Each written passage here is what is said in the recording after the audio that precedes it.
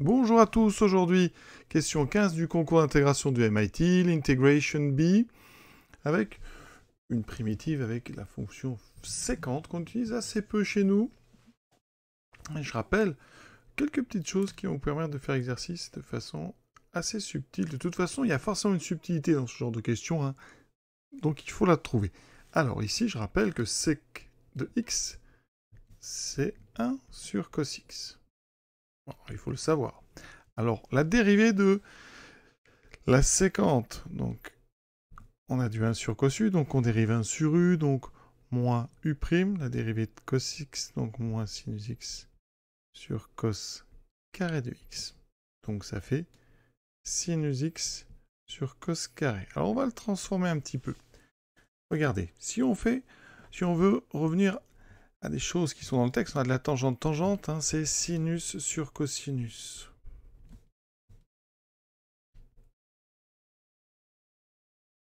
Et bien ici, on a une tangente. On a en fait sinus x sur cos x, donc ça c'est une tangente, et il nous reste fois 1 sur cos x, et ça c'est la séquente.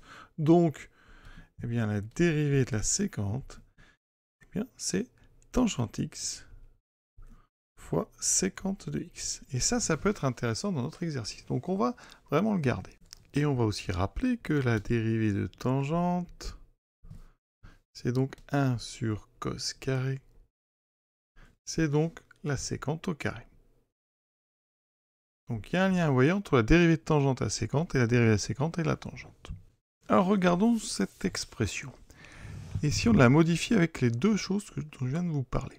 Alors, si on veut par exemple mettre du tangente prime, il faut du séquente au carré. Alors on a pas mal de séquentes au carré, on a pas mal de séquentes dans la deuxième, donc on va utiliser tangente prime dans la deuxième expression. Vous voyez, ici on a tangente carré, et dans les séquentes, il y en a 5. Je vais en prendre 2 pour fabriquer la dérivée de tangente.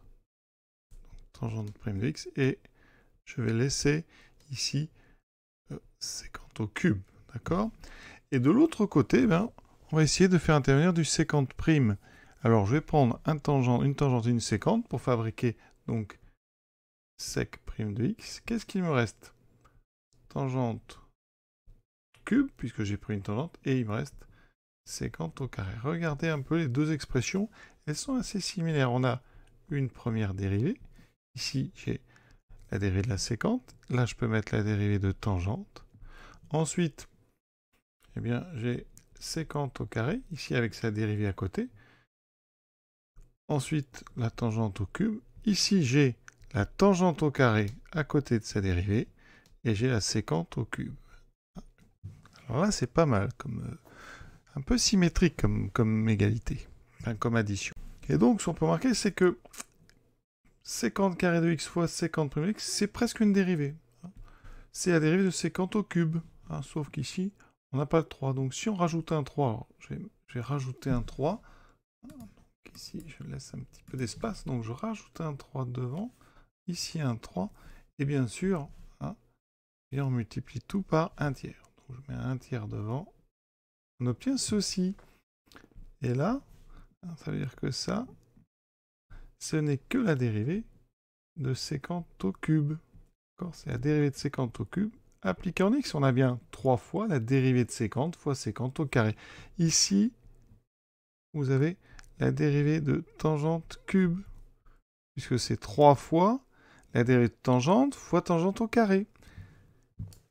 Et donc, au final, eh bien, vous avez un produit avec ici la dérivée de la séquente au cube fois tangente au cube, plus la dérivée de tangente au cube fois séquente au cube. Donc ça, eh bien, c'est une dérivée d'un produit. Mais de quel produit?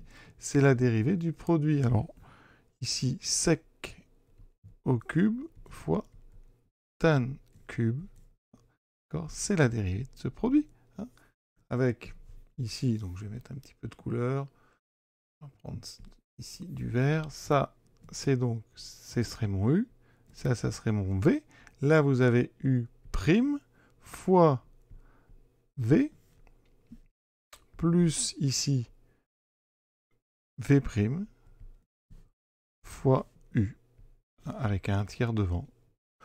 Et donc, la primitive, c'est tout simplement un tiers de séquente au cube fois tangente au cube. Donc la réponse, eh vous pouvez proposer 1/3 de sec de x au cube fois tangente cube de x plus une constante k appartenant à R. Alors c'est pas évident, hein, vraiment.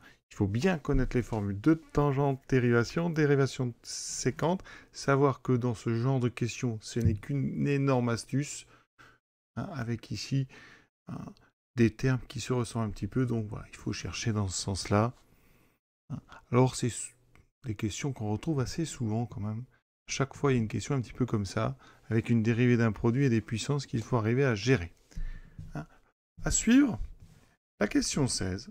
Primitive de 1 plus log de x fois log de x. Alors, je vais l'écrire autrement, parce que pour nous, ici, il faut bien comprendre que dans ce concours, log, c'est le logarithme népérien. D'accord? Donc ici, je traduis pour les Français qui écoutent, c'est 1 plus ln de x fois ln de x. Vraiment. Au MIT, tradition, c'est que log, c'est tout simplement ln. Le log, c'est le logarithme en base e. Si on parle de logarithme décimal, il faudra indiquer ici un petit 10. Et si vous voulez un logarithme en base a, eh bien vous mettez un petit a. Donc là, c'est le log en base e. Voilà, je vous ai tout dit. À très bientôt.